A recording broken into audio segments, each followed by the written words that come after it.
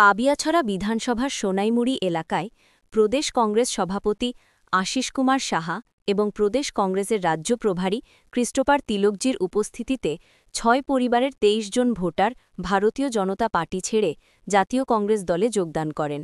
এই যোগদান সভায় অন্যান্যদের মধ্যে উপস্থিত ছিলেন পাবিয়াছড়া ব্লক কংগ্রেস সভাপতি অসিত দেন, কংগ্রেস দলের নেতৃত্ব সত্যবান দাস, সমীরণ দাস, তরুণ সাহা, সৌরভ চক্রবর্তী, বিকাশ দাস, কিরক পাল সহ দলের অন্যান্য নেতৃত্বরা।